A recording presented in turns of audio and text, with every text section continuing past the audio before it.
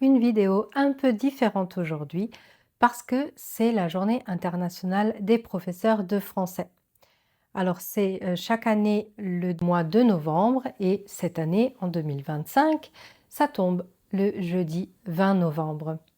Et pour cette occasion, j'avais envie de partager avec vous mon expérience, vous dire pourquoi j'enseigne le français, comment j'en suis arrivée à enseigner le français. Bonjour. Pour ceux qui ne me connaissent pas, je m'appelle Irlanda Di Marco et comme vous l'aurez compris, j'enseigne le français. On appelle ça tout simplement le FLE, français langue étrangère. C'est-à-dire qu'on enseigne le français aux étrangers, à ceux qui n'ont pas le français comme langue maternelle. Dans mon cas, j'enseigne principalement aux Italiens parce que je vis en Italie justement et donc je vais vous expliquer tout ça. Je suis née et j'ai grandi en France. Mon nom de famille est italien, c'est parce que mes grands-parents étaient italiens. Ils sont allés en France pour le travail et donc mes parents ont grandi en France. Et depuis que je suis toute petite, depuis que j'ai commencé l'école maternelle, mon rêve a toujours été d'enseigner. Alors au départ, je voulais être maîtresse d'école, ce qu'on appelle maintenant professeur des écoles. Et j'étais vraiment très décidée, j'étais sûre de moi. J'avais même déjà choisi à 13 ans l'université où je serais allée, l'université de Montpellier. Donc pour moi, tout était déjà bien prévu, tout était tracé, je savais les études que je devais faire ou heu, jusqu'à la dernière année de lycée. Bon, je vais vous épargner les détails parce qu'il y a beaucoup de raisons qui ont fait que ma vie a changé. J'ai eu mon bac et j'ai décidé finalement de partir. Pas seulement partir de ma région, c'est-à-dire que moi j'étais en Alsace et je voulais absolument aller dans le sud de la France, mais j'ai décidé d'aller encore plus au sud et d'aller directement en Italie. J'ai donc dû m'informer pour savoir qu'est-ce que je devais faire pour enseigner parce que c'était vraiment ça ce que je voulais faire. Je voulais enseigner. La seule différence, c'était que je ne j'ai changé d'avis sur le fait d'enseigner au primaire. Parce que je me disais: «J'ai pas grandi en Italie». À l'époque, je ne parlais pas bien l'italien et donc pour moi, c'était logique que j'enseigne plutôt le français justement aux Italiens. J'ai donc fait langue et littérature étrangère à l'université. Alors, il y avait différents cursus, différentes filières et j'ai choisi celle qui était faite pour justement enseigner la langue et la littérature. Quand j'ai fini l'université, je ne vous cache pas que je pensais entrer dans l'école publique pour enseigner donc le français au lycée, mais les choses ont fait que ça ne s'est pas passé comme ça. Même si je l'ai fait pendant une période, en fait, j'ai surtout enseigné dans des écoles de langue. Bien sûr, au départ, c'était en présentiel. Même si j'avais déjà l'idée d'enseigner en ligne, c'était pas encore quelque chose qui était très répandu en Italie ou même compris. Mais en 2019, j'étais enceinte de mon fils et une école en ligne m'a proposé de faire des cours en ligne. Et c'est là où je me suis dit, bah, c'est super puisque j'avais toujours eu cette idée, mais disons que je n'avais jamais commencé, je n'avais jamais trouvé le moyen de commencer. Et ça a été une bonne expérience puisque j'ai beaucoup appris dans l'enseignement en ligne et j'ai remarqué que ça me plaisait beaucoup. Comme vous le savez, en 2020, il y a eu le Covid et là, eh bien, moi, j'étais déjà formée, si on veut, pour les cours en ligne. Et là, vraiment, j'ai compris que c'était ce que je préférais, finalement. Et c'est comme ça que j'ai ouvert mon activité pour donner des cours en ligne. Il m'arrive encore de faire des cours en présentiel, mais c'est surtout avec les petits. Il faut dire qu'il y a des professeurs qui choisissent d'enseigner que aux enfants, que aux adultes, que aux adolescents, ou en tout cas, ils ont une préférence.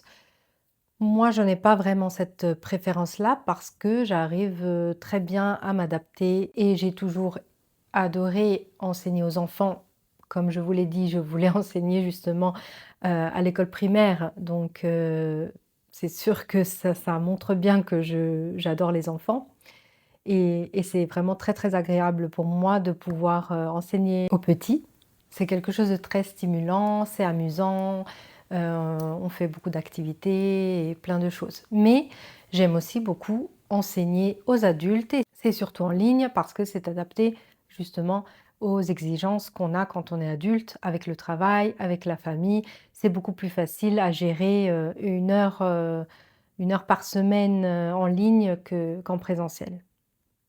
Et bien sûr, il y a aussi des cours de conversation en groupe. Donc voilà, j'enseigne surtout aux Italiens parce que ma formation vient justement de l'enseignement aux Italiens. Mais il m'arrive aussi quelquefois de faire des cours à des personnes d'autres pays si on me le demande. Mais qu'est-ce qui fait que j'ai toujours voulu enseigner? Pourquoi ce besoin que j'ai depuis toujours? Eh bien, c'est parce que j'aime accompagner les personnes, j'aime les voir progresser. Au départ, il y a cette timidité, cette conviction que c'est difficile, de ne pas savoir, comment faire et puis petit à petit, heu, eh bien, ils se rendent compte que si, ils arrivent à parler, si, c'est pas si difficile que ça et que et qu'ils évoluent, ils progressent, ça c'est vraiment une belle satisfaction quand on voit le progrès, quand on voit que les apprenants arrivent à leurs objectifs, quand on voit que, bah, s'ils ont par exemple, un examen à faire, ils le réussissent, s'ils réussissent le DELF par exemple ou, les ABAC parce qu'il y a aussi des étudiants qui font le bac bilingue, c'est italien et français, ça s'appelle ESABAC. Donc ça, c'est pour les adolescents. Donc pour moi, c'est ça enseigner, c'est encourager, c'est montrer que, bah, oui, tu peux le faire. Oui, si tu veux apprendre le français, si tu veux parler français, vraiment, c'est possible, à n'importe quel âge. Et la réussite de chacun, c'est à chaque fois aussi ma réussite. Quand on me remercie, c'est à chaque fois, c'est vraiment une grande émotion. Et je me dis: «Voilà, j'ai fait quelque chose de bien». En fait, enseigner pour moi, c'est plus qu'un travail, c'est quelque chose de c'est ma motivation dans la vie. C'est le pourquoi je me lève le matin. J'ai ma famille, mes proches et mes apprenants. Et c'est aussi la raison pour laquelle j'avais commencé justement à, publier des vidéos sur YouTube. C'était pour aider justement les apprenants parce que c'était la période Covid et je me suis dit: «Il faut que je trouve une solution». En plus, mon but dans la vie a toujours été d'aider les autres et ça, c'est une manière que j'ai de pouvoir le faire. Et je répète, ce n'est pas seulement de partager des connaissances, mais c'est vraiment encourager les personnes et les accompagner jusqu'à ce qu'ils arrivent là où ils veulent arriver et même qu'ils continuent après. Qu'ils aient encore envie d'apprendre le français, de continuer à écouter des choses en français, des chansons en français, de de communiquer en français, de lire en français et c'est ça qui est formidable. Et j'ai d'ailleurs une apprenante qui continue à prendre des cours de conversation avec moi depuis des années, pas parce qu'elle en a vraiment besoin, parce que son niveau maintenant est vraiment très bon, mais elle continue encore à l'améliorer. Parce que justement, elle a envie de continuer de pouvoir parler en français et c'est vraiment un moment très agréable qu'on a. C'est sa façon à elle de continuer à vivre la langue, même en étant en Italie et en plus des livres qu'elle lit, mais il y a justement cette conversation qui est quand même nécessaire. Et vous, dites-moi, est-ce que vous faites le métier dont vous aviez rêvé? Ou quel était le métier que vous vouliez faire quand vous étiez jeune? Je vous lis en commentaire et je vous dis à bientôt pour la prochaine vidéo.